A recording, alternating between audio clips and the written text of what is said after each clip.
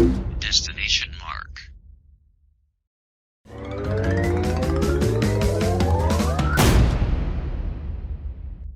Hey guys, how's it going? Marcelo here.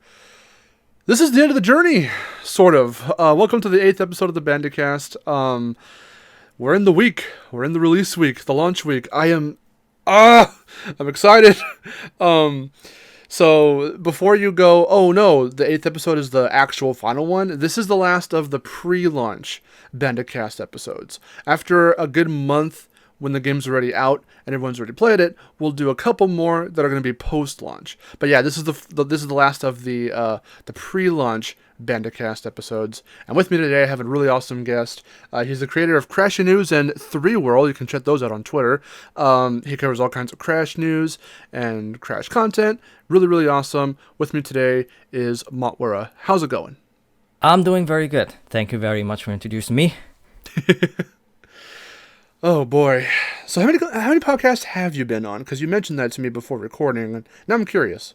I think from what I recall, I have been in one or two podcasts involving Digimon and Hero of Legend a few years ago.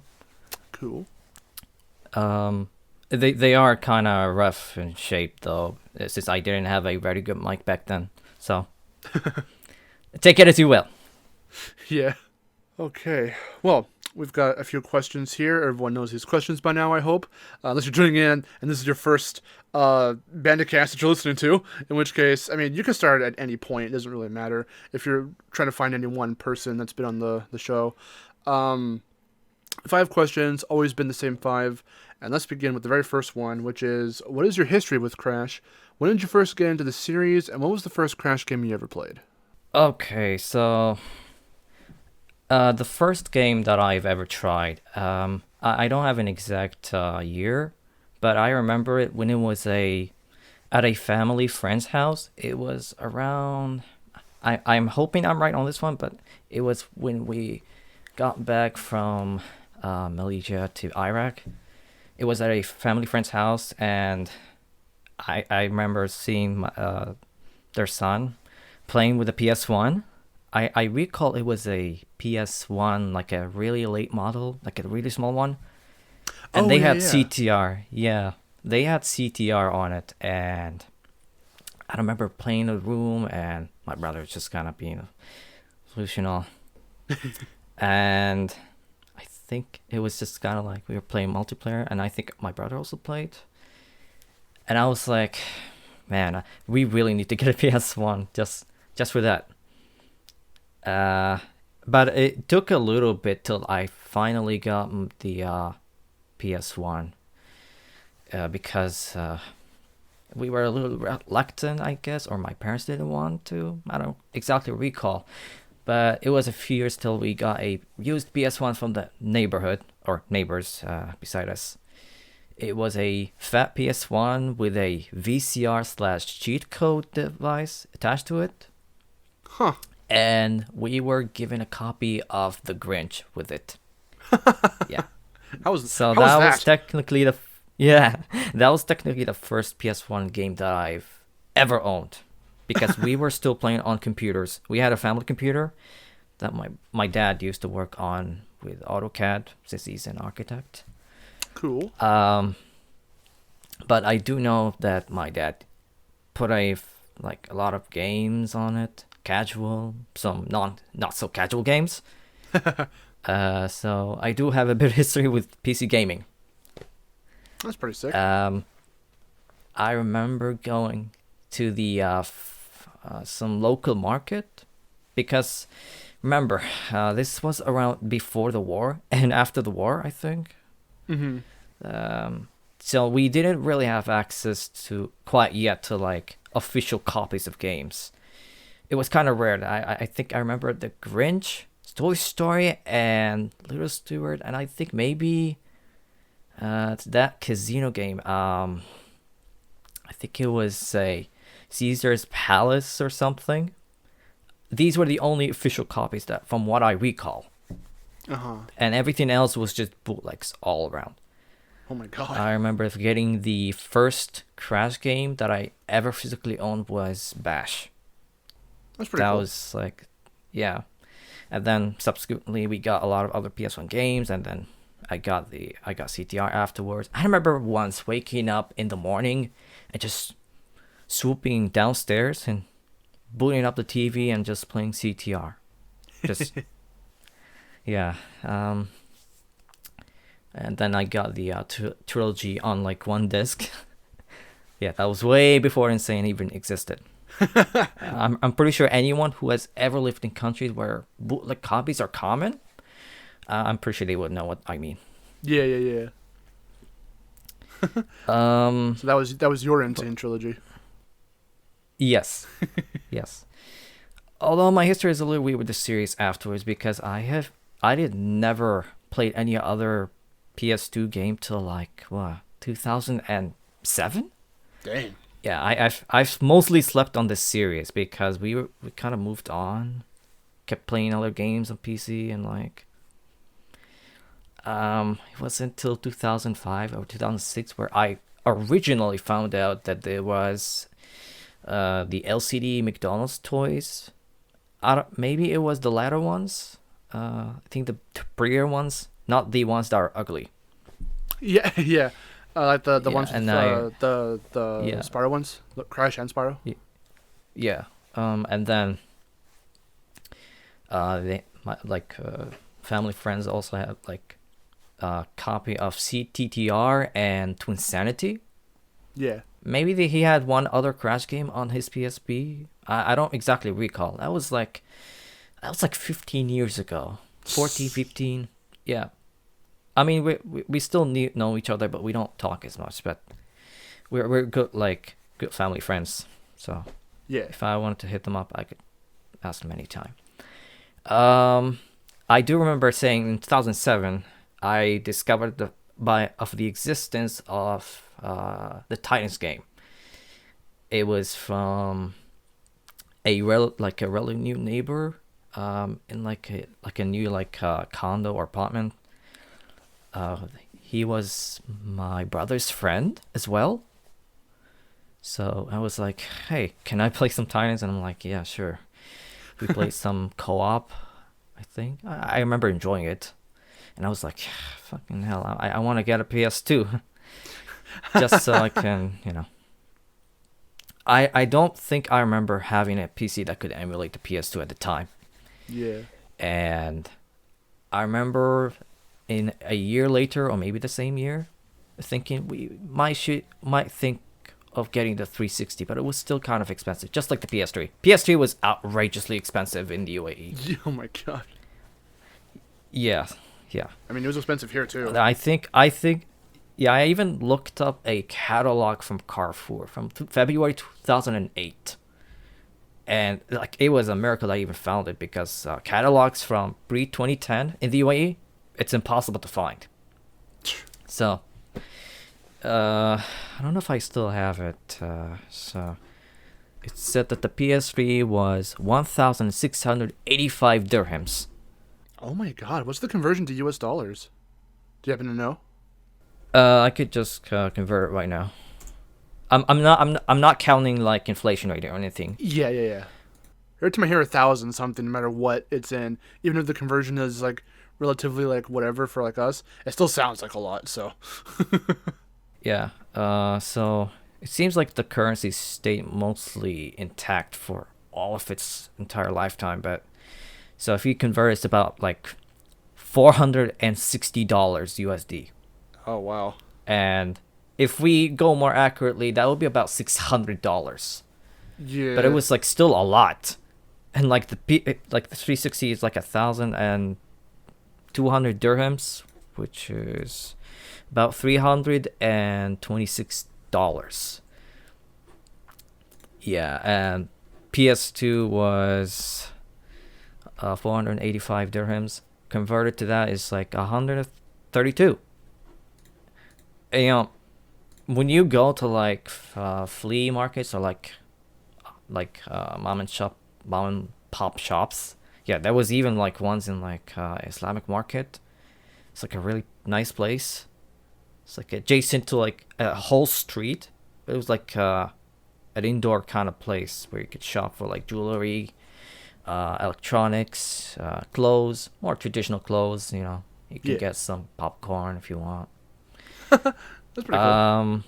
Yeah, I'm seeing this catalog right now, and yeah, I'm like, well, we should just get a PS2. And we ended up getting PS2, and we ended up getting it modded. And the games that the bootlegs they had, they were each 10 dirhams. So that was like about, converting it right now is like about $3. It's a bargain. Yeah. But I do recall the 360 games not getting hacked till like a few years later down the road. But nowadays they just sell official copies, even at the mom and pop shops. Uh-huh. Yeah. Interesting. Sorry, to be honest. I Well, it is got My interesting, Different yeah. Mutant. So I got Titans the same year I got the PS2. And I was pretty hyped afterwards, even though I was mixed as well. So around the same time, I was like, oh, Naughty Dog ruined my child. And I'm like, all that usual Yeah. shenanigans from that year. Yeah. I do recall because that was the first time I got onto YouTube. Uh-huh. Yeah. So a year later, I somehow ended up getting a bootleg copy of Mighty Mutant on the PS2. In 2009, it was at a school, book store or book thing like event. It was like a whole bunch of like books they were selling, but they also all had like a few games. Yeah. And I somehow ended up finding Mighty Mutant just sitting there, and it was very affordable. And I ended up buying it. Sweet. And I remember playing it for some bit, but not liking it. And like I remember also being stuck in some place where it just wouldn't work. And I ended up giving the game away or something, alongside Shadow the Hedgehog. Yeah, I remember playing My Mutant again on like the PPSSPP, like doing it all the way to the end, Yeah. and just being like, meh. I I do think I kept trying to like play my like to Insanity as well, and a little bit of Nitro Kart. Yeah, so I kept throughout the 2008 2010. I also tried out the mobile games, Titans, CNK2, Mutant Island. I never played Mutant Island. What was that on again? It was a really short game where you could. It was mostly classic platforming, but you also got like to get on like a mutant each time you beat them after tickling them. Yes, you tickle bosses in this game. But it was very short. And when you finish the game, it was just reset to the beginning. Wait, was it literally tickling though? Yes, you tickle. You tickle with a feather. What the fuck? Oh, that's weird. Yeah. PC was really ass weird. crash. That was the same year I couldn't afford an iPhone, so we bought like a clone iPhone, but I also had like a Nokia phone and 73 because I just really, really, really wanted to play the mobile game for like CBNK 3D. Because it was very enticing to have an iPhone at the time, but it was really Yeah. expensive. And even the iPod Touch itself, for me at least, it was unaffordable. Oh, the touch. Wow. Yeah. Yeah. I just gotta remember going to the pseudo official Apple store. It was called iStyle. Yeah, we didn't have official Apple stores, and before I moved to Canada, so Uh huh. it wasn't until a few years later, long after I'd been to Canada, till they opened one. Wow. Yeah. Now you have like one of the fanciest Apple stores out there in like Dubai Mall. Whatever. That's a long story. Yeah. And I remember after getting to Canada, it was like my online activity started to increase because it was after we found out that Crash Landed was canceled. Yeah. And like alongside the kart racer, and I started meeting up with people. 2009 was also the same year I joined the Crash Mania forums. Yeah. Uh, although I was a bit weird and rough, so I remember getting banned like this like late 2010, Oh man. and then trying to get back in like a year later or something. Uh huh. So I do have a bit of history with the forums, but I'm more of the newer kind of generation, I guess. If you're comparing with like people who were online all the way back to like 2003, 2004. Yeah. Yeah, I myself never was part of any of the forums, but I do remember finding the Twinsanity website and the Titans website. I don't Yeah. remember if Tag Team had one, but I definitely remember Crash Village for the Titans era and seeing the old Twinsanity website, just looking at the stuff that they had on there, which was stuff I Yeah. basically had already known. But that stuff, oh god, I wonder if like you can use the Wayback Machine and like check that stuff out again. I think it's sort of possible, sort of. I think for the Twinsanity website, it's sort of possible. I don't know. It's a little bit of a mixed bag for all of these. Um, I remember getting in on this Crash website when it was at its Crash Village stage. Uh huh. I remember joining that place alongside Club Penguin, uh, Adventure Quests or Quest Adventures. Uh huh. Online gaming, like Flash online gaming, was like it was pretty popular at the time. He was. Yeah. Yeah. That shit's crazy. I remember my computer trying to hop on the website. It was very slow sometimes. Yeah. Those were the days. A lot has happened because it was a year later, or maybe 2009, 2008, when I first got my netbook. Almost everyone in the family got a netbook.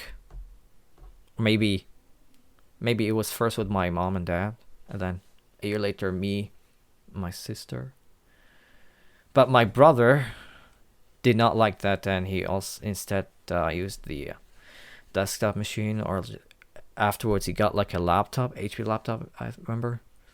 My dad changed up to a better HP laptop, I think. A lot of things had happened. Yeah. Okay, now we go back to the Crash stuff. I remember putting my first Crash upload being the Crash Landed thing. Nothing else. Like before that, my first video was a deleted video, which was about SimCity. I was asking for help why it was crashing. Yeah. I was just kind of like, I was unaware of why it was crashing at the time. I was foolish. I think after that landed video, which has garnered a lot of views, the first one was actually taken down. They were taking down videos at the time. Oh god. And I was like, fuck this shit. I'm gonna upload the other one and put another one unlisted just in case. Yeah. Yeah, I did that shit. And people were telling me not to do that because it would still get struck down. And miraculously, somehow, the second one never did get taken down. Yeah. And afterwards, I was kind of like, maybe I should start uploading things for Crash because I was like really obsessed. Yeah. Yeah, I just started pushing a lot of things. It was just kind of my process in video making. It's not exactly great. So I just kind of started experimenting using what I had, Movie Maker. Oh, Or at least everyone used Movie much. Maker. Yeah, it was the much later version, the one which had the messenger, the gallery, not the ones that people know of most. I kept using it for a few years till I just kind of gave up. I do have a few videos like on the channel. I even like started, like I think it was kind of like me trying to just make things for fun, but I also like Crash. I'm like, hey, I want Crash to come back. I'm like kind of pissed off and shit. I was really, really pissed off. I remember when it was like, Crash is dead or something. Yeah. A lot of Yeah, people were just like confused. I I think remember. over the year, yeah, I think my journey back, like I started browsing on Crash Media and like going to YouTube, really got me to the fan base. Just really the same way that Sonic did when I Uh-huh. got the clone Mega Drive 2. Yeah, really weird stuff. And then I also got the Mega Collection Plus. Yeah, just it's sort of the same deal. It was kind of like a decade ago when I was trying to remember the games that I played, just trying to keep track of them. Yeah. It was just kind of like my journey of rediscovering games. And I remember just kind of like, yeah, Crash is really cool. And it's probably why I also had the clone game, which is the Quack Attack game. Oh yeah. Yeah. Yeah, yeah, you could tell I was obsessed. I think my mom was, or my dad, like my parents, or like like friends or something, like family friends. They refer to Crash as like Crash Bash every time. I'm like, are you kidding me? He's Crash Bandicoot, not Crash Bash. They remembered that was the game you played, and so they thought that was just his name. Yeah, yeah. So when I was on the forums, I was trying to get myself accumulated, but I was still very rough and not really understanding everything that was being discussed, which is why I was banned once around. Yeah, just I guess I developed a bit of a reputation there.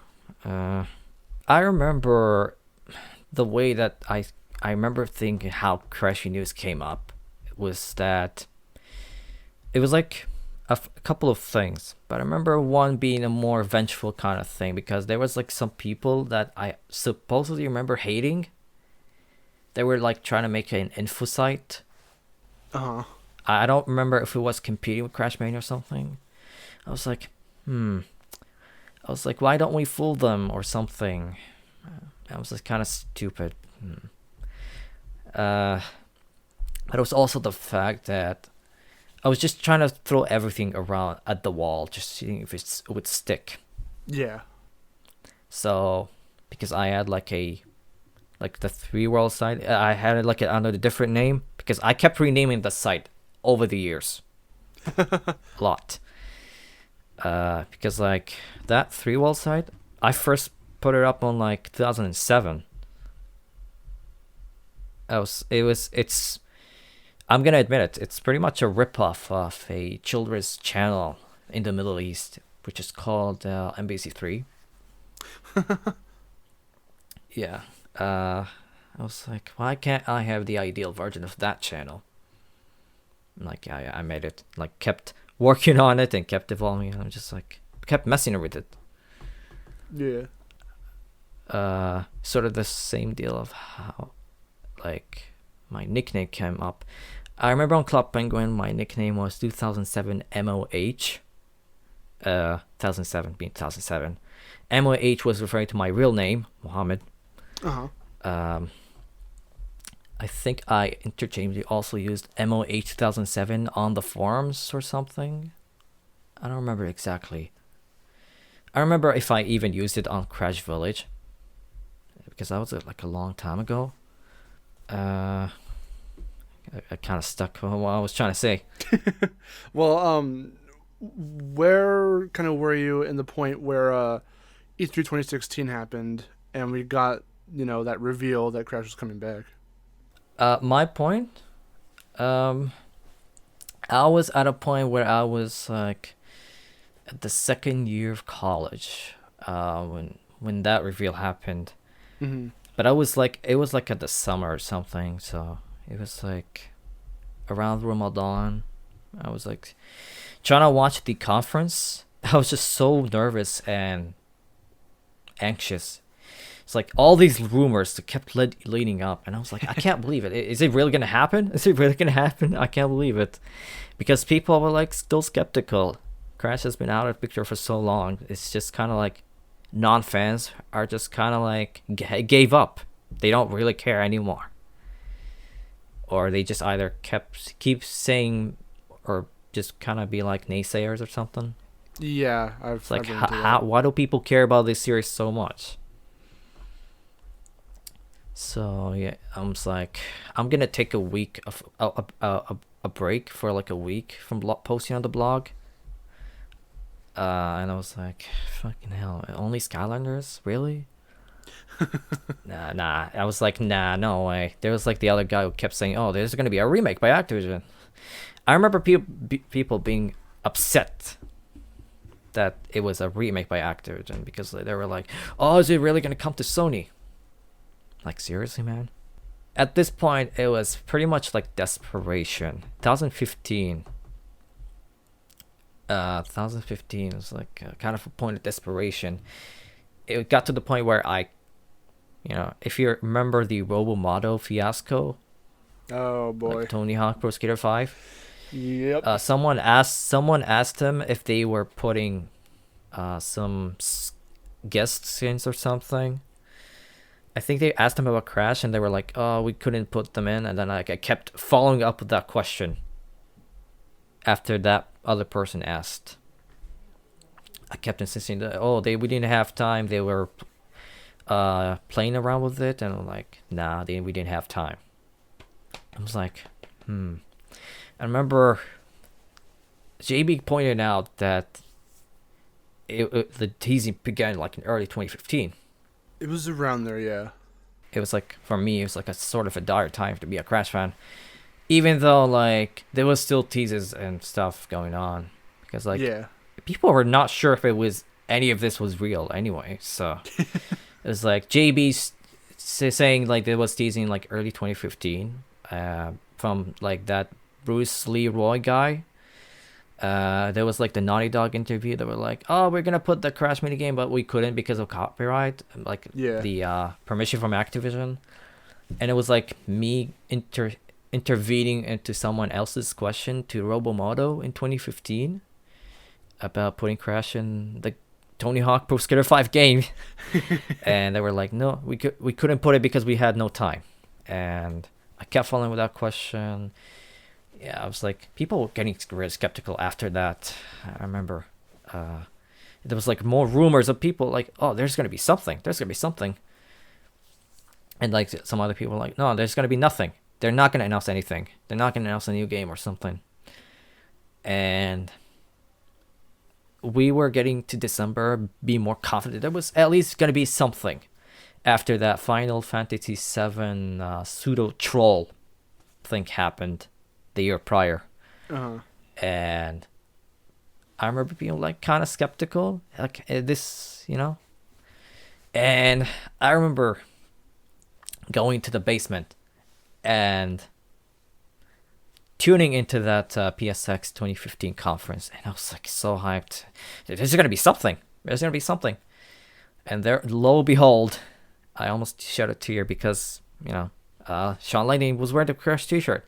Everyone was like, what the hell is he wearing? Why is he wearing that? Why is he not going to announce anything? I remember the media not reporting much about it because there was not much to it. Apparently they assumed.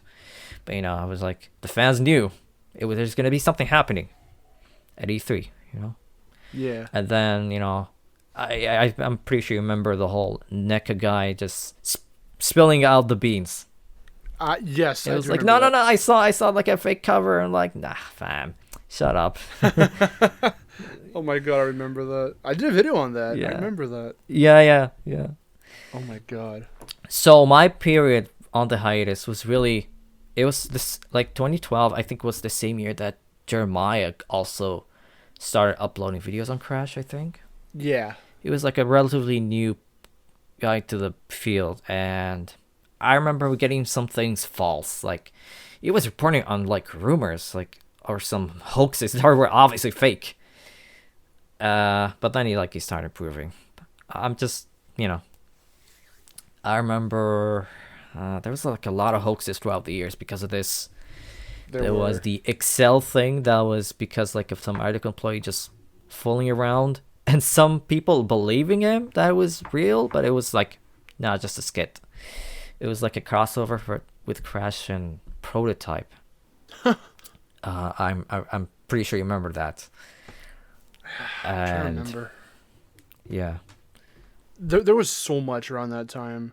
I remember if it wasn't in that time prior to the E3 announcement and even the PSX tease from 2015, if it wasn't some kind of a fake article coming out or someone with, quote unquote insider knowledge saying something was being worked on behind the scenes, it was some division of PlayStation saying, who remembers this little guy with like a freaking Mind Over Mutant render or like a Crash 3 render. yeah. That was that was like persistent from like 2013. I remember the Yeah. first time that would happen. Remember that ad for the PS3? I mean PS4. Sorry. That was like the European ad. Like, oh, they showed the Easter egg, and it was like people. It was nothing. It was nothing. No, but Oh, I remember the sign. scoffing. I remember scoffing at that Uh-huh. because like Activision was like same year or maybe a year later. They kept saying, "Oh, we're working on something. Oh, there's nothing in the works." It's like really Yeah. confusing, but like most people were skeptical of even Activision's own statements. Like I remember that. Yeah. There was even the community guy, Seals of like something, Dan Amrick, who blocked me because I told him, "Oh, I apologize on behalf of the community." He blocked me. Oh God.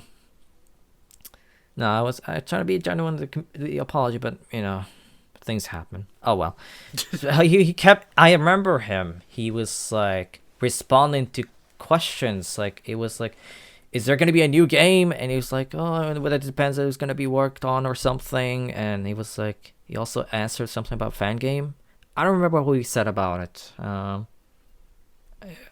Just a lot of things he answered. He was like the community manager before going to Ubisoft.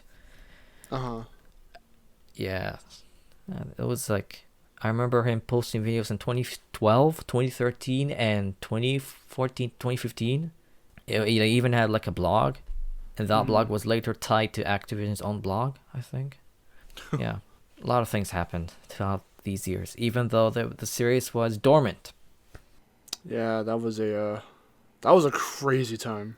Yeah, it's just kind of hard to pinpoint a summary of this history to most people because they either would not care, or maybe it's just like, is this really significant?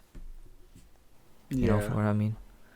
Yeah. I think the recent revelation of the Crash and Burn pitch by Big Red Button Entertainment, it really sheds a lot of light about like the series. Like I remember like not really believing that they were pitches being pitched to Activision. I guess there were a lot more after than the we. cancellation after the cancellation of like Landon and CTR. Uh-huh. And like yeah, but then like this and the canceled Vicarious Visions games, like if that one apparently was canceled earlier, but we saw the poster in 2013. Yeah. Yeah, I was gonna say there were a lot more pitches than we knew at the time because the only ones I remember hearing about, which I've heard way later, not when they were first coming up, were Crash Landed. Really, I think it was just Crash Landed. I didn't know about well, none of us knew about Crash and Burn, and the other ones. There was there was this piece of concept art, and I for the viewers of the podcast, I'll put it up right now. I heard this was from Toys for Bob, I think, and it was like Crash and Tana, and then like Cortex and Nina or something like that. So I don't know if that was actually even true or if that was just some weird fan art. I don't even know because there was nothing. Apparently, from that according to the person who posted it, I think it was like a pitch game. Was it? But it was Wow. like all the way back in 2008. Wow. I think it was just kind of them, I guess, trying to see if they can get their hands on the franchise, but I guess they couldn't. And we ended up with Spire's Kingdom, which eventually became Skylanders, yeah. Spire's Adventure. Yep. Yeah, it's just a lot of things. I think JB probably pointed this out for you, but he said like it was like pitches and things like that happened a lot in the industry, even for Crash. Like It's just kind of like a lot of them are unknown because of the NDA or Yeah. embargoes. So it's like really interesting to me personally because like it's just kind of like the earlier years of the hiatus. Like, it was like the series was at like an all-time low, and like the press was just not really caring. Even when we heard about the landed game, like I remember the press not posting anything about it. Nothing, nada, period. And it was just kind of for me upsetting because like this game exists. It exists. They were working out and yada yada. Yeah, That could have been I think that would. Oh, sorry. I was just gonna say that could have been a potentially a big project had it come out. It probably would have changed the entire direction of the series had Crash Landed come out because it was gonna be a hard reboot. So like, Yeah, yeah. It's like it's a really like major departure, even with some screenshots showing the Mojo collectibles. It's like really different all around. They were like no mutant jacking, and it's just like a radical look and like a reboot of the story. It's just some really fancy stuff. And as JB said, like the project was rebooted and they had no director afterward or something, and just the project was kind of in development hell, yeah, which is unfortunate, to be honest. It's just kind of the same story with the recently revealed pitch from BRB. yeah, that would have been really interesting too because the way that looked, Fred just being a prototype that was made in like what a week by 12 people, it looked pretty impressive and. Yeah, I, for one, still want to get more information on it because I don't know I want to know what their angle was for coming up with that concept because it looked like a remake and because some people pointed out that there was a big 20 in the background. That's what the logo itself is sitting on and like the overall yeah, Crash and Burn logo. yeah, So yeah. I wonder if I guess I would assume. I mean, they would be right if they assume that kind of thing, unless developers would point out otherwise. But I think it would have been right around that time, like not just the logo itself pointing that out immediately, but the anniversary was a big deal regardless. Be like, I remember a fake post on the Crash Wiki or Bandipedia. Someone made a fake and was like, "Oh, Naughty Dog's gonna come back with like an anniversary title or something, in, like 2016." Yeah, it was a fake, but it just tells you something. People were looking up because like the anniversary was a big deal even back then. Like that was gonna be like the tipping point for most people. If Crash was not gonna come back at that point, then the series was not gonna see the light of day ever again. Period. pretty much. Yeah. But that was proven wrong, thankfully. Yeah. And now here we are, a few days before the newest game actually releases. Yeah. At the time of recording this, I'm putting this up on Wednesday. Literally, if you've got the digital version pre-ordered, you're playing that shit tomorrow. And that's what's making it so hype. Like, Yeah. we're right down to the wire. Like, we're so close. Yeah, I personally got the physical copy for the game, so I'm picking up later. I think it either ships to my mail or just pick up from EB Games. So, same deal as Insane Trilogy and Nitro Field. Uh-huh. Oh, technically Insane Trilogy was from Walmart, but it's the same deal. Yeah, it's just I guess this year's been really different because of the pandemic and all that. It's just changed the landscape. I think I'm still hyped, but I'm not feeling as anxious, but I'm still feeling anxious. Just really mixed emotions feeling so far. Yeah. It's not like with Insane Trilogy being the first new game being new release in like 8 years, Yeah. Yeah, it's really it's a different vibe this year, and mainly that's also because in the realm of games and stuff, and even for me in particular with my experiences, pre-ordering stuff has had to change because my GameStop I think right now is still closed. I'm not sure, but I would do all my pre-ordering on GameStop. And I haven't even gotten a hold of like the PS5 yet, and that's been sold out fucking since day one, and all that jazz. But getting my games, I usually have to do it off of like Amazon, and I hate doing that because sometimes there could be delays.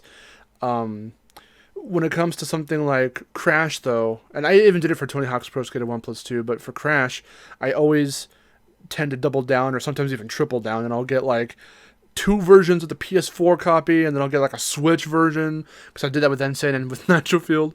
But for Crash 4, I immediately got the digital copy, and then I got the physical version off Amazon, so that should hopefully be coming this Friday.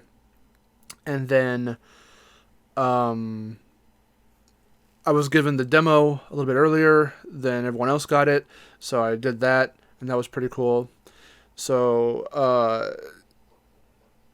in terms of expecting pre-orders to come in, though, again, a lot of it's being done through Amazon this year, and that can get really tricky because I'm not in control of that at that point. It's the site, and it's whoever's delivering versus, GameStop, where I just walk in whenever it's, day one, I'm already there picking up my copy. So that's just not the case this year. But thankfully, things have been on time, and with all the digital stuff I've been getting, I've been way more digital this year than when I started pre-ordering things digitally, which only really was delegated to Crash or Spyro. Yeah. So sort of the same deal for me. I've been more digital this time, but I'm still picking the Crash game just physically because I like having it physically. And for my EB games to still open, I went to it recently in August, I think. Provided that we have masks on and the malls are open, but like it half capacity or something. I remember going in September or like August, and they were still not promoting Crash quite yet. Like aside from the disc being put in like to promote the game, but I didn't see any banners yet. Yeah. But Oh, that's the one thing too. I've made a tweet about that. Ever since Insane, when I went into my GameStop with Gianni, or G-Man Rocks, as he was known on YouTube, and when he came over and visited, and we went to GameStop to just hang out and see if we could find any games to get or whatever. And it was just around the time where there was still some Insane stuff that was up, which was really actually kind of telling because Insane had already come out a few months prior to him coming over to visit, but they still had some display stuff up. So he had asked one of the employees if we could take any stuff home with us, and thankfully he had some posters and some display cases and whatnot.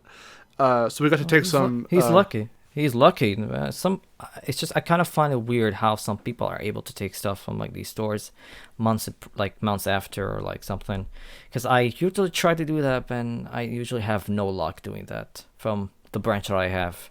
Yeah. They usually don't let people do that. I suppose it depends on, because what they do with them, which really sucks and it's sad, they'll throw them away. If none of the employees want to keep anything, then after the period of however long they're supposed to keep it up for people to see, if no one keeps them, they'll throw them away. And I found that out by asking one of the employees sometime later after me and Gianni were in there.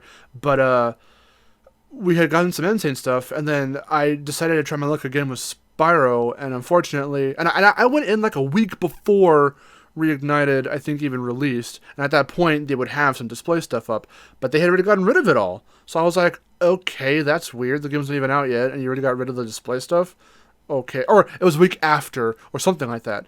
So I wasn't able to grab any GameStop merch, display stuff from them for Spyro, but I got some for Nitro Field. I got the GameStop like big poster.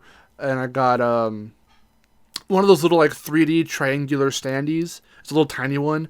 So it's got like something different on like for CTR on either side. So that's been my luck for that. But this year, if they're not open, or even if they are, I don't know if they're gonna have or let us take anything display wise home for Crash 4, which kind of sucks. Yeah. I guess it's mostly the same thing, except they don't let us take anything. Just, kind of sucks. That does suck. And I did recently ask about pre-order bonuses, and this time apparently they told me that they only allow letting people take pre-order bonuses, like certain one of them's. I think only like things like the air fresheners weeks prior to the game's release. Yeah. But like stuff like the dancing or like the bobblehead, they don't let you take it off weeks prior to the game's release. Only like on release day. Huh. Yeah, I found that kind of weird. I felt a little embarrassed asking that because like I was like wondering if I could take the hourglass thing for Crash 4. So I noticed some stores or some people start putting them up on eBay. Yeah. Like seriously, yeah. If it's okay, I do actually want to get to two more of the questions. I can group them into one. Yeah. So, which Crash games are your favorite and least favorite, and what do you like about the favorite game and dislike about the least favorite game? So my favorite games, they're like the trilogy, especially Crash 2 and 3, Uh-huh. CTR, the original, and Nitro Fueled, although I am a little burned out from playing it. As we all are. Yeah, yeah. Insane Trilogy, Insane Trilogy. I count them because it's it's just a trilogy for Yeah. me. To Insanity, Titans, maybe some of the mobile games, but I don't think these counts because these are not console releases. I'm not sure about handhelds though because I have never really played these. I don't ever have a handheld in my hand. Unless I just kind of try them like on an emulator or something. I don't think that counts. My least favorites, Mind Over Mutant. I guess Bash is like a mixed bag because I like it but I also dislike it because it's like not a very good game but also like fun and co-op or like Yeah, that's multiplayer. common. That's common for people to think. Yeah. Yeah. Tag Team Racing. Yikes. Oh my god, what's up? really? Like the Yeah, I don't like it. It's just the fart humor just turns me off. That's a lot. understandable. The racing is It's not the same. it's just boring. I understand. What else? I think I'm at least glad. I tried some Wrath of Cortex. I'm not Uh-huh. sure what to think of it yet, but it's just if I were to rank it blindly, I would just kind of say it's like the black sheep of the franchise. It's just kind of meh. Crash Nitro Kart. I'm trying to like it, but like the controls kind of feel off. It just doesn't Yeah. feel very good. It's kind of It's clunky. like it's a pretty game though. Oh, it is. Yeah. Yeah, just see that's the kind of my problem. It's like I'm still trying to get into the Crash games, but I'm still like a big fan. So it's like Well, here's the thing that's interesting about that. Well, the thing that's interesting is, I was gonna say right now, I like how you are kind of divided, and that is a good thing because you're open to trying the games that are past Naughty Dog because a lot of people don't like to acknowledge those games. But at the same time, you do admit the flaws. You do see the flaws. And a lot of this stuff turns you off, like CTTR's humor. And a lot of it's understandable. A lot of it's justified. If you went into detail about that stuff, I can guarantee you I kind of might already know what you're about to say because a lot of it I've heard before. But that's not a bad thing. It's just enough to where it's understandable. Of like I'll already know where you're coming from because the justifiable. I think most of my points will be basically the same as most people. Just kind of like Wrath of Cortex feels a little floaty, and there's a lot of vehicle levels. Looks kind of ugly, but it's still a classic game, and Yeah. it controls okay, little floaty, but still a classic game. Nitro Kart is it's a rehash of CTR, but it's got some new themes, but the controls are not as good. But it's a very pretty game.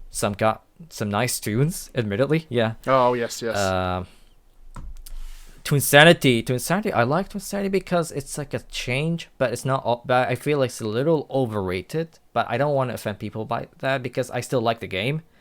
I've heard Although that too. the one yeah. thing I really dislike is just the model for Crash. Or like the models for most of the characters, they look kind of ugly. I'm sorry. Like, I like the concept art, which is like interesting and cool and all that. Even though some people don't like the style for them, I think it's cool.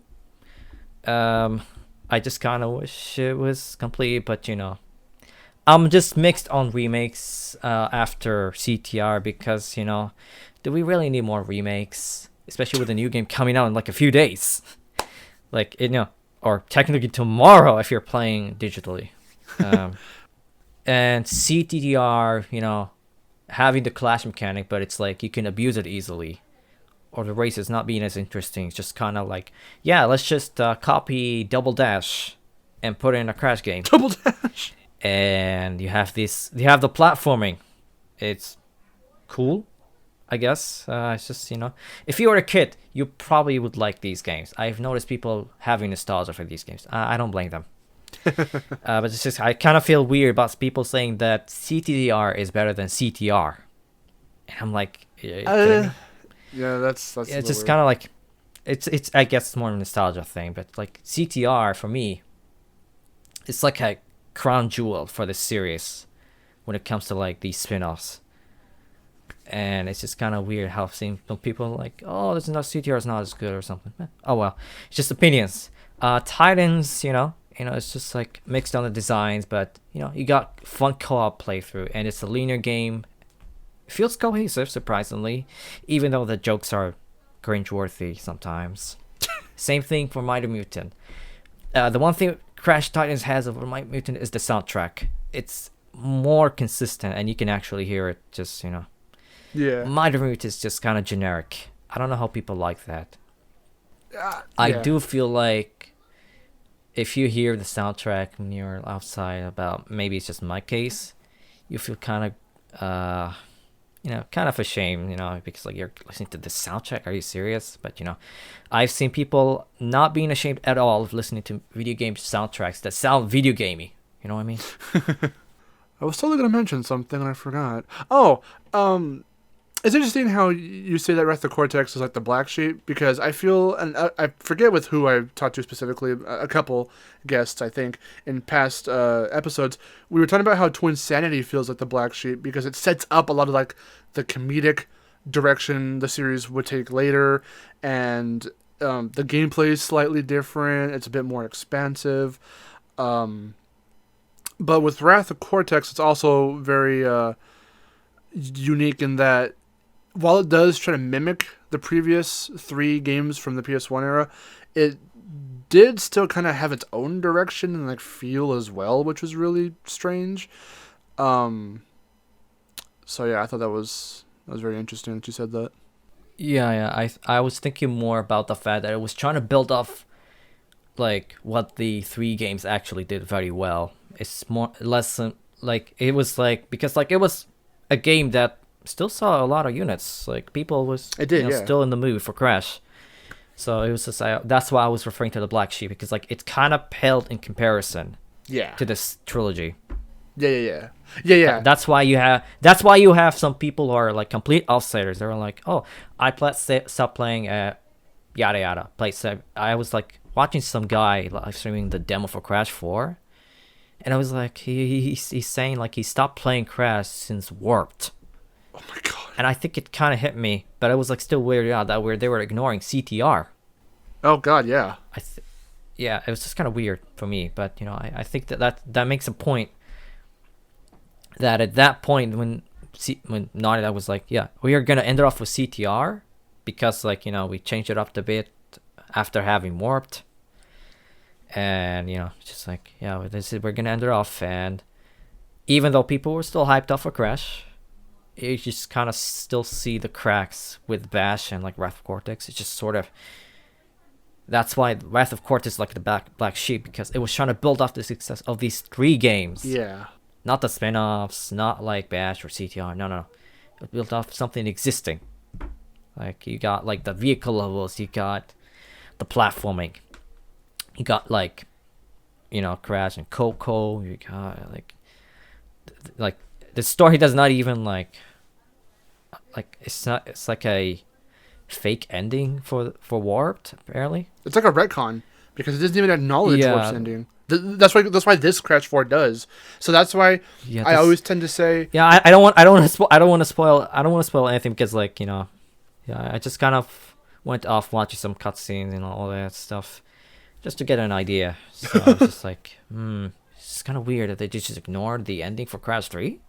Yeah, Yeah. that's what I noticed.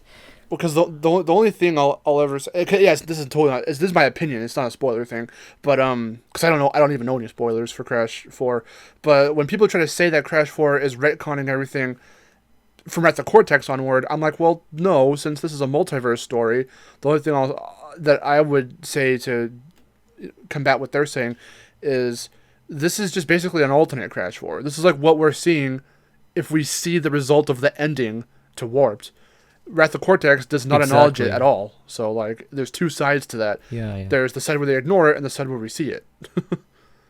Yeah, that's the weird thing. Yeah, that's the weird thing. Even the press just keeps insisting on that. I'm like, seriously?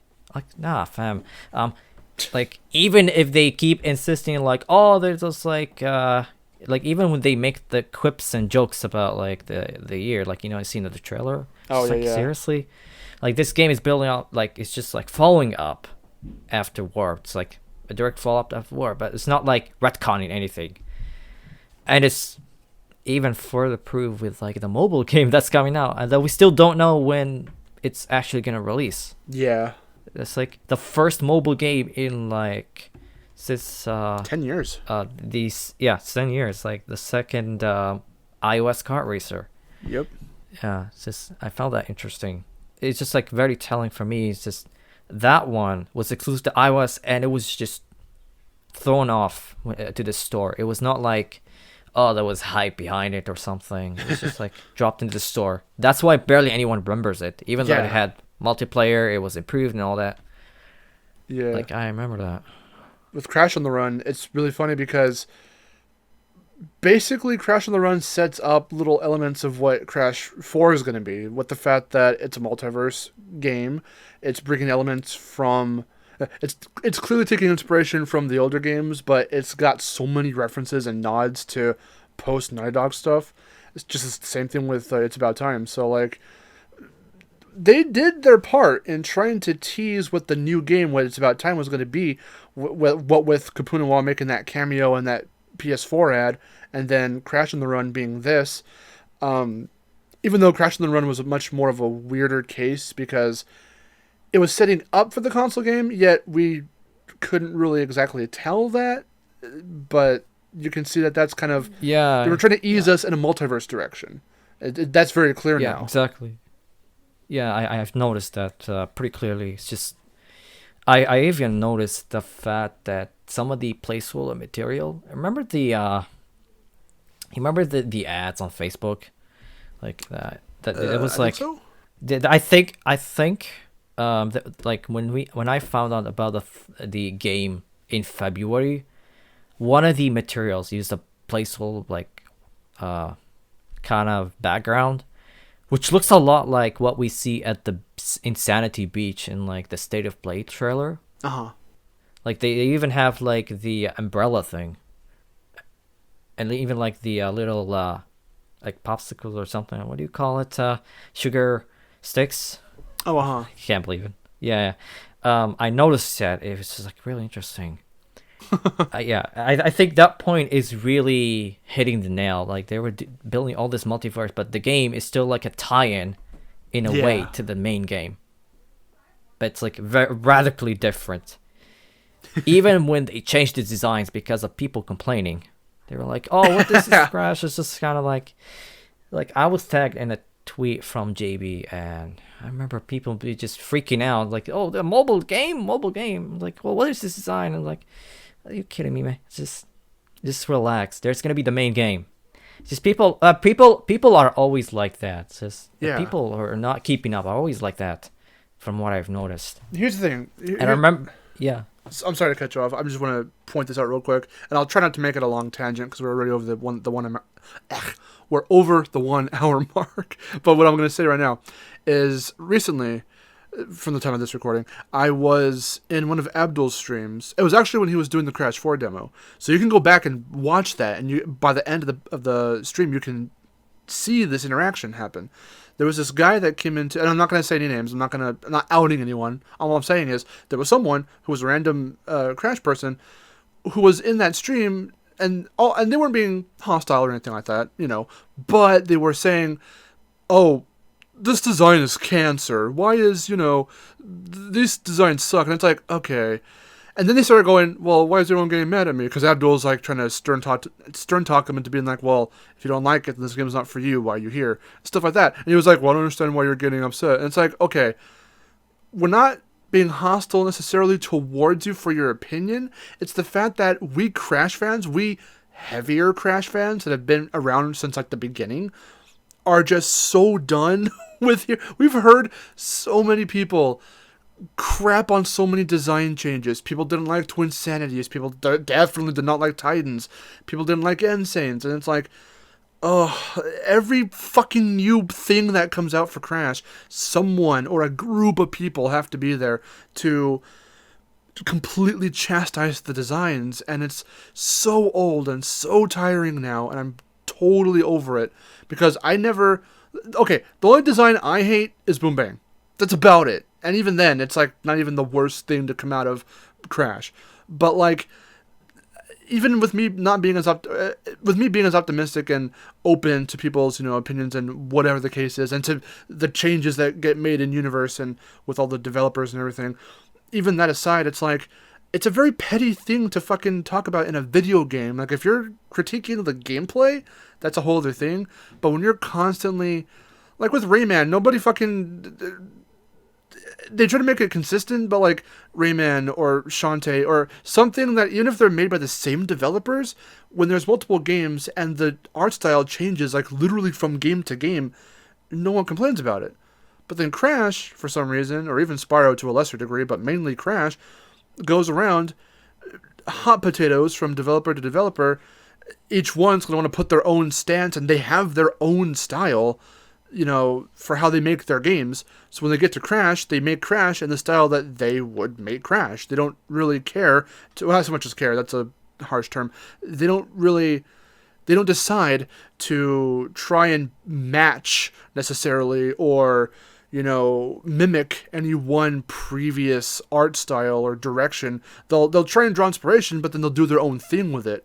Case in point, either Insane or Wrath of Cortex, or even Crash 4. Like, those are all drawn inspiration from the original trilogy on the PS1, but they do their own thing with it. There are small tweaks here and there.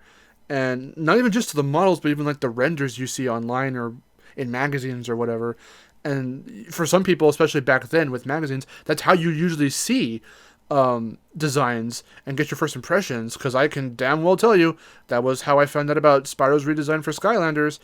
And even I'm a victim of it too. Like, I completely just crapped on Spyro's redesign for Skylanders because that's how I first found out Skylanders was a thing, and I saw he was in it, and then I saw his design because it was plastered on that page that they covered the game in that article, and I was like, what the hell did they do to him?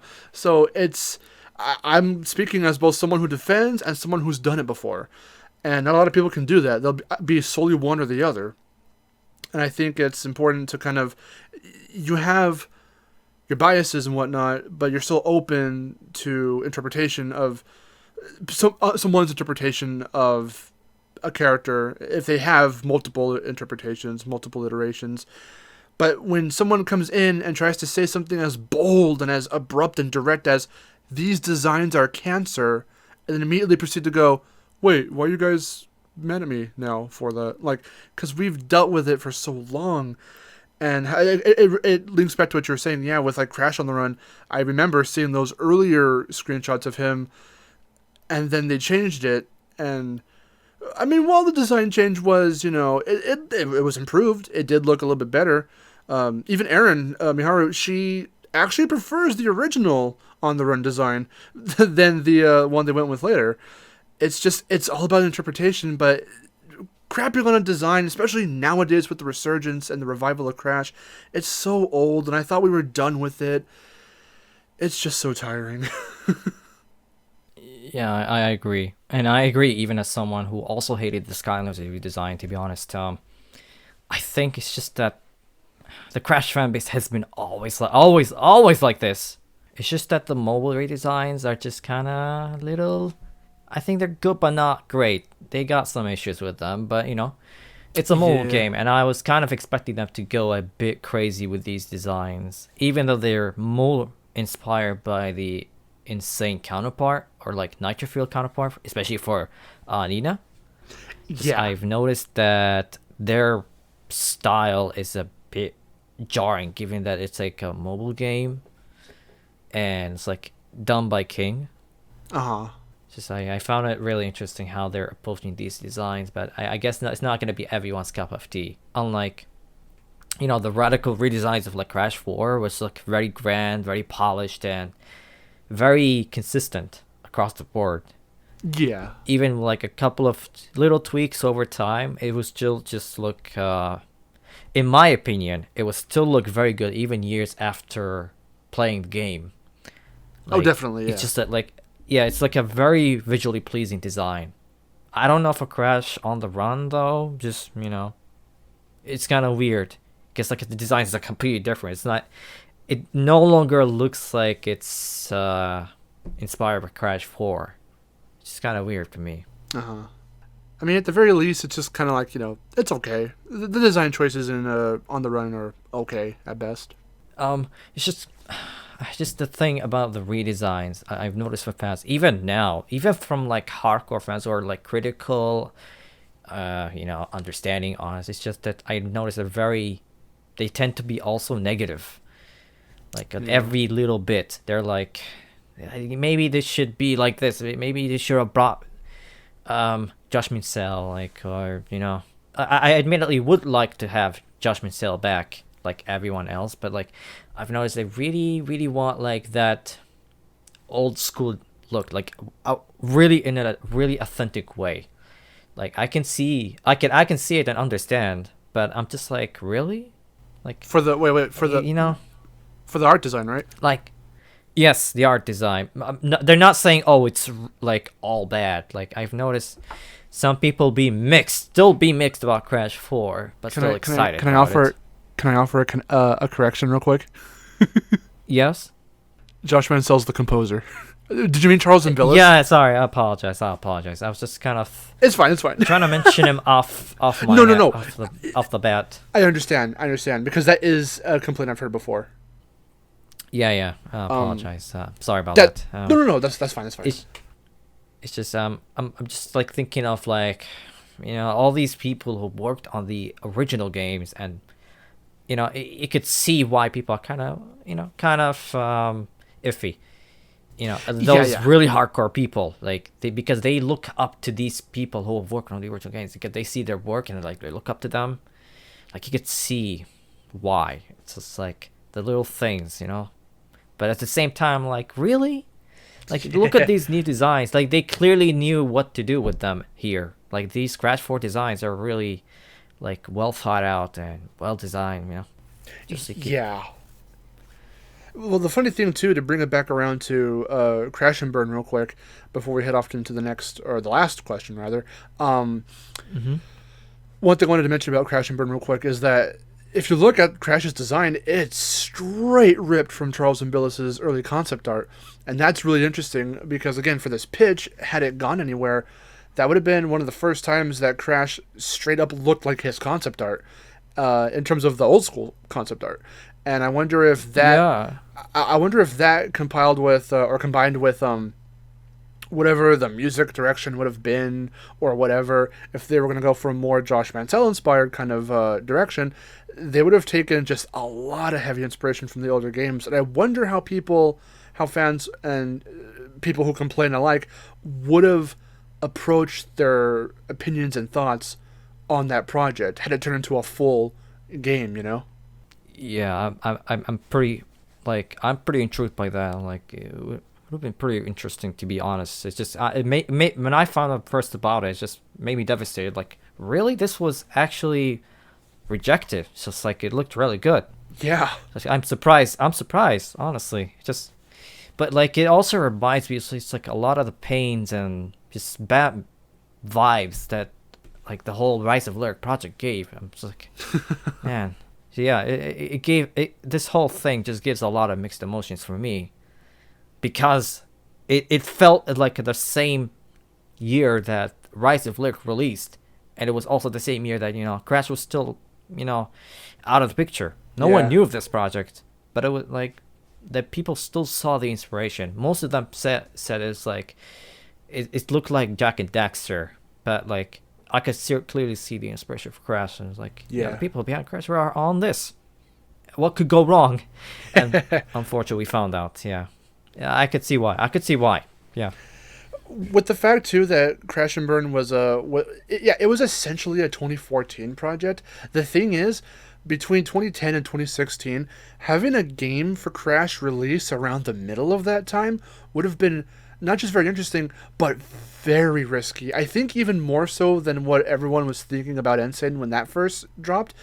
If anything released for Crash within the dead middle of that hiatus, it would have been insanely risky, no pun intended, because with there being several years in between this project and Mind Over Mutant, or if you want to count the mobile games, so Crash was like losing traction basically, and then essentially quote unquote died for a few years there. If this project had happened dead in the middle of that hiatus, then it would have probably been one of those make or break situations with the franchise, because of the fact that if this flopped, people will probably not have wanted to see anything happen for the 20th, which would have just happened a few years afterwards. And I'm wondering, I mean, unless again, Crash and Burn with that 20 in the logo, I'm wondering if this was just a pitch, so that way what is happening? Oh, I thought I heard something in the background. I'm wondering if Crash and Burn was going to be the 20th anniversary revival project. I wonder if this was their pitch to be able to work on it before they ended up choosing Vivi for Insane. So Yeah, that's what's interesting here. It's just kind of like maybe perhaps they did actually have several companies pitch for the 20th anniversary, like all the way back in 2014. yeah, But we've heard all these like the teasing for like Insane was like in early 2015. I'm just like, yeah, perhaps they were trying to find people to like work on like 20th anniversary title. I think this just like brings a lot of new context into it. Makes sense. So it's just kind of like, yeah, if this was actually approved, I'm kind of devastated it was rejected because of Rise of Lyric. Because it clearly, even though it reuses assets, it clearly looked more polished than like Rise of Lyric. Like that was plagued because of the Wii U, and like it was just like it was just messing around and constantly just trying to tell them, hey, you should do this instead of that. Just they were constantly being pushed over, and the project took years to even do. If you recall seeing any sort of behind the scenes or like documentaries or details about the game, the own development. The only definitely. The only thing I'll say about Rise of Lyric is that as far as I can recall, it was the only Sonic game I remember being like legitimately hyped for, because I'm not much of a Sonic fan, as a lot of people know, I guess on Twitter and whatnot. I'm sort of infamous for that, I guess. But Rise of Lyric, for it taking this completely different route, tweaking up the character designs a little bit. It looked freaking cool. Like, I was really into it, and the fact of learning later down the road, it was like sort of in development hell. There was so much executive meddling behind the scenes. It was going to have very different concepts and designs and aspects to it, from the concept art and whatnot. And even from those trailers to the final game, so much changed from it.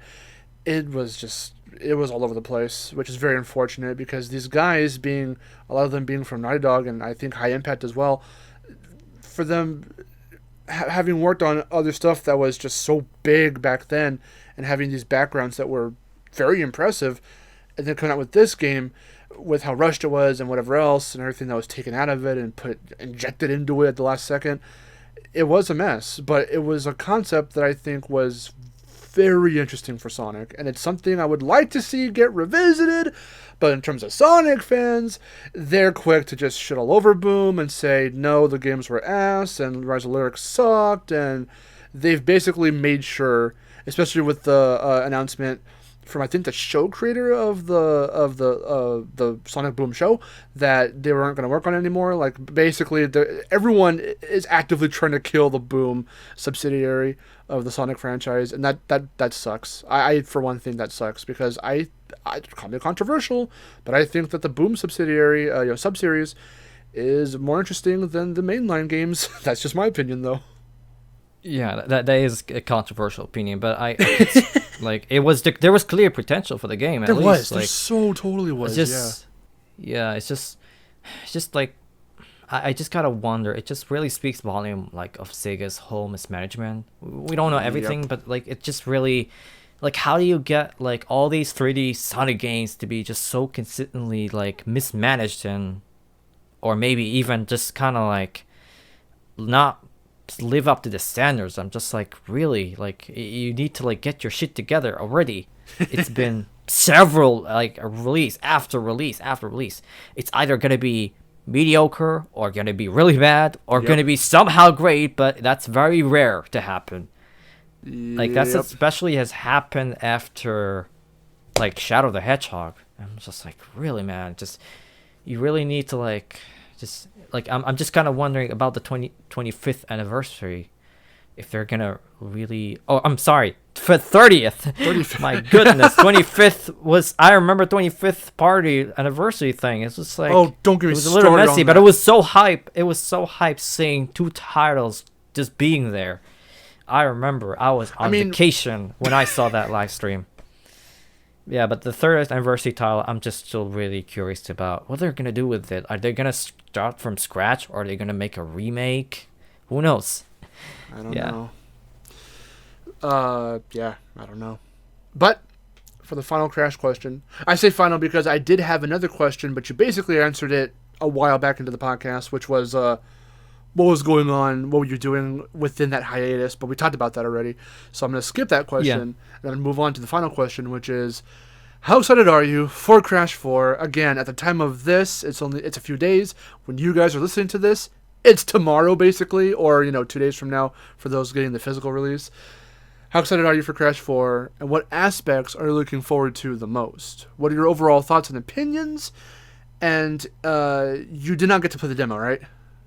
Or did you? I did, but I was given a code by Activision. Okay. So, what were your thoughts with that and stuff? The demo, the demo was hard. I needed to get readjusted for the controls and jumping.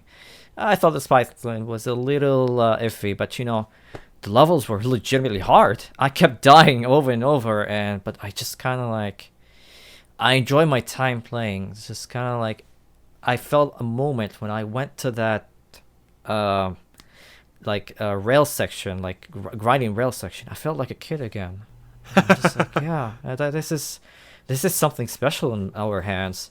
I'm just kind of scary because I've noticed some people being like a little more cynical than usual, but I'm just like, I have confidence now. I'm scared, but I have confidence. This title has a lot packing in, like from what, like the 5 playable characters, invert mode, like a truckload of levels, including the flashback tapes. Yep. Like the story that we still don't know a lot about, and Yeah. maybe even other levels that we have never seen before. Period. None. And it's just kind of like 26 skins for Crash and Coco. Like, holy crap, man. $60, and like, it's just a lot. There's a lot packing in, and I feel like maybe some people are not realizing that. I'm seeing some comments on Resetter. I'm like, people are saying to wait for a sale? Like, really? I'm like, yeah, sure. I guess they're still gonna get the game, but I'm like, man, there's a lot waiting in, and we still don't know. I'm just kind of scared of what the critics are gonna say, because I've noticed maybe inverted mode might not be everyone's cup of tea, especially for some, say, the underwater thing might be a bit of a knockdown, but the everything else, this is really cool, really, really cool. It's just, holy crap, this is a really packed in title, like, from what we were seeing. Yes, like, it is. What I'm really excited about the most is just like the Dingodile levels. Tana, it's surprisingly Tana, even though I feel like the level, her animation is a little stiff, but you know, her levels look interesting too. But Dingo Dolls, we get to play as Dingo Dolls, like, holy crap. It's just like really cool. Crashes and like Crash Coco levels, like the ones that are like more open ended. Like I've noticed, like holy crap, like also that Mexican or what we call that festive level. Yeah, That looks really cool. it does. That gives me Quack Attack advice, but in like really good way. It's so unique. It's just like from the trailer that we saw at the reveal to now, it's just like a lot of stuff look really cool. And like we still don't know a lot about the game. We only got like a few days till it's finally out after 12 years. A new title. God. Like it's like a classic title on top of that. A classic style title. Like, last time we have had that was, except for Insane, was Wrath of Cortex. The first Crash 4.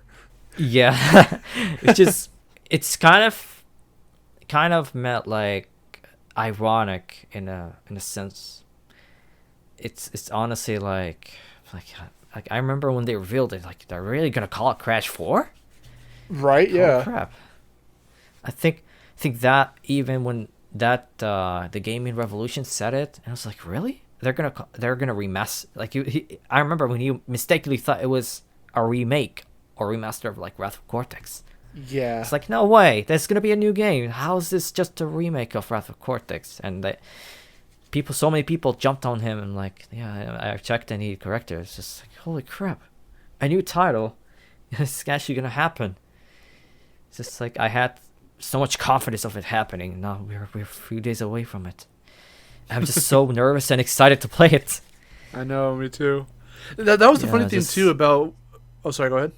It's just kind of like, holy crap! It's just like you get the best of Crash 2, the best of Crash 3 in one, like the other later titles, like in one new game. It's like a dream come true finally, you know. But I've noticed that, you know, like some people are still a little skeptical, and I kind of understand why. Yeah. I think it's just sort of like a new title. It's just standing on like a lot of promise. It's just kind of like the name alone trying to sell it as like this big new actual sort of like proper new game. Yeah, it's like a lot riding on it. I'm just so hyped but anxious. Yeah, some people are anxious, some people are just super like dead set excited. Some are cautiously optimistic about it. They're open to it, but they just hope it doesn't flop. I remember too trying to figure out the direction of what the new game was going to take before we knew it was called Crash 4. People were saying, well, there should be a new Crash 4. They were saying because, after Insane Trilogy, you know, but then also those who thought Wrath of Cortex just sucked, they were like, well, let's get a proper Crash, a true Crash 4. And that's where... Yeah, I was not keen on that because I was kind of like... I was like, you know, you could just build off Mighty Mutant, but do like a proper new game, like classic. You could just easily do that. You can make it take years after Mighty Mutant and, you know... Yeah. Have it be like a classic style game. But, you know, apparently that turns out to be sort of true, but not quite.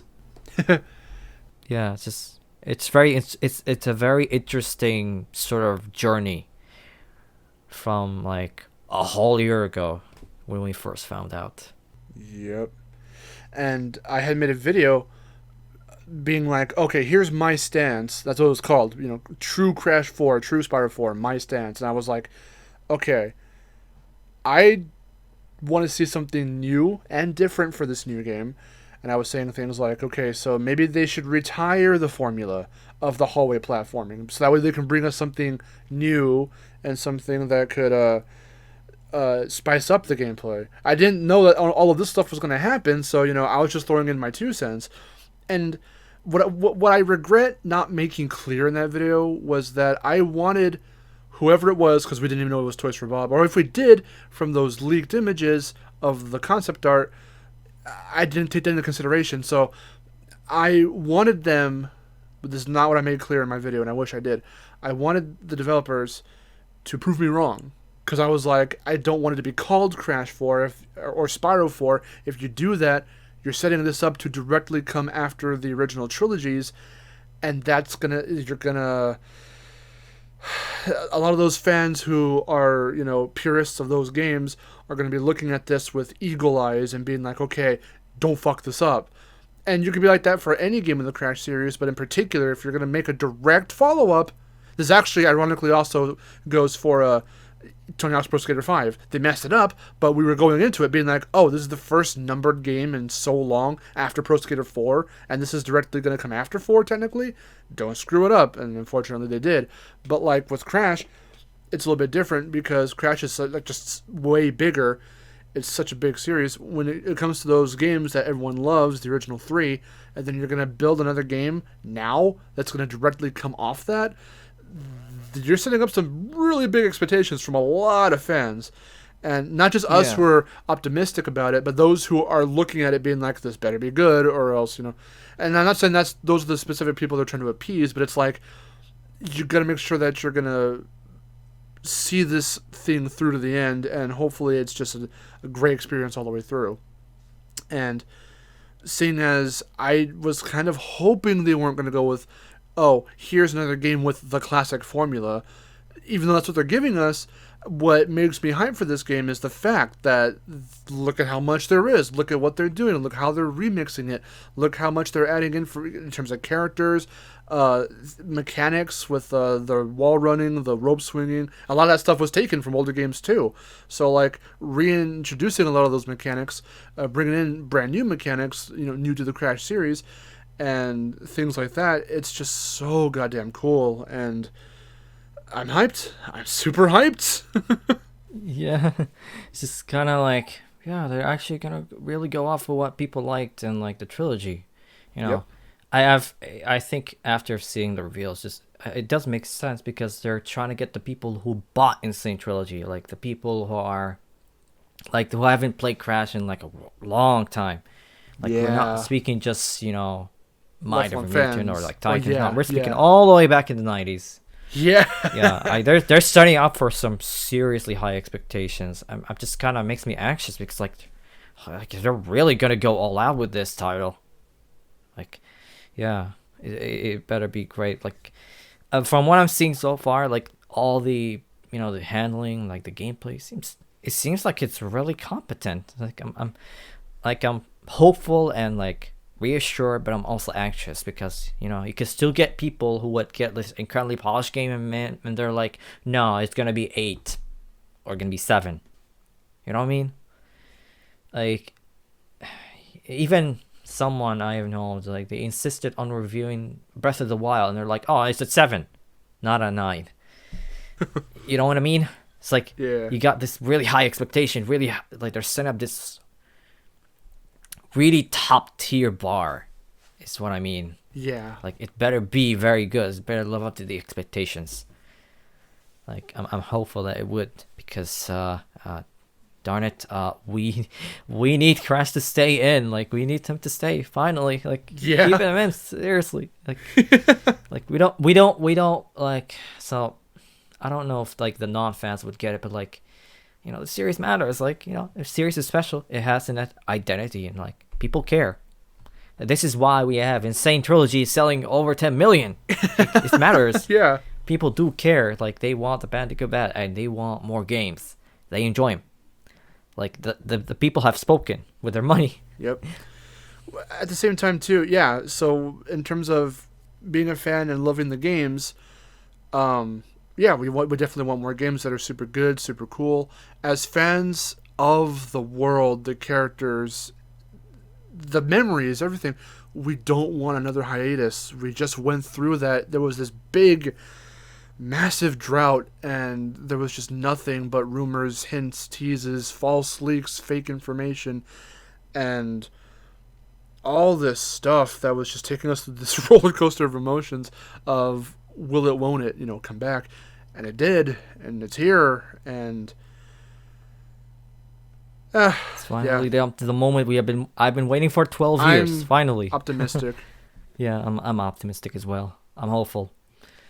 Uh, yeah, it's just kind of like you look at the history, and you really start to notice. Yeah, it all started to connect up, but like for the people who have not been following up, like, is this really going to live up?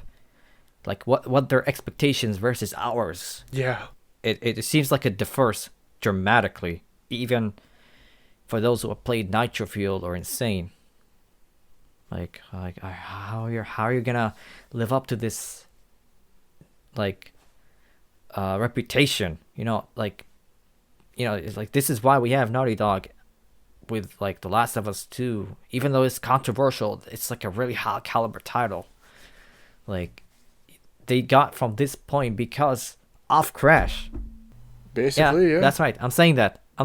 They got because that's why I like a lot of people take pride of that because this is why they started. It's with Crash. Yep, it's not false. Yeah, that's definitely true. Yeah, so those were all my questions, and we've been on quite the roller coaster ride of conversations and stuff. It's been crazy, man. I just want to say one more time, Motwera, thank you so much for being on the Bandicast. It was awesome talking to you and sharing some awesome memories and getting to talk about Crash with you. Thank you so much for having me. Thank you. It's been a real pleasure. So we're at the very end. What I like to do at the end of every podcast is have the guests plug themselves. So what do you got going on, and where can people find you? So you can find me on Twitter with the handle Motwera, Motwera. You can find me on YouTube. You can find me on Discord with the number 1372. Nice. You could also find me on Crashy News. Like the handle is very consistent. Crashy News with no space. And 3Wirel, 3Wirel on Facebook, Twitter, and YouTube. Well, although that other site is not as active, but I still have pride in it because I've worked on it for years. Yeah. And I guess that's it. Cool. So I'll include as many links as I can in the description so you can check them out. Once more, thank you so much for being on this final episode of the pre-launch episodes of the Bandicast. You can join us if you're listening in about another good month from now when we've all been playing the game and a lot of us have already beaten the game. I'll bring the Bandicast back for the post-launch series of podcast episodes, and we'll talk about our experiences with the game, and we'll still dive into a bunch more guests' backstories with the franchise and all that stuff, and there'll be more. This is the end of pre-launch, but this is not the end of the Bandicast just yet. There will be many more episodes to come, but I just want to take some time real quick just to say thank you for giving this podcast a chance. For all of you who are finding out about the guests and about me through this, I just pulled this from Mihara the Fox's Spirocast. I asked her if it was okay if I could do a spiritual successor to Spirocast with a Crash podcast. She said sure. She was the first guest, and this has been pretty successful for the most part, and I'm totally appreciative of that. So this is not the end. It's just beginning. Crash 4 is almost here. I am hyped, and yeah. So thank you guys so much for listening, and until next time, I'm Mark. And this is Motwera, signing off. Yes. Thank you guys for listening, and take care.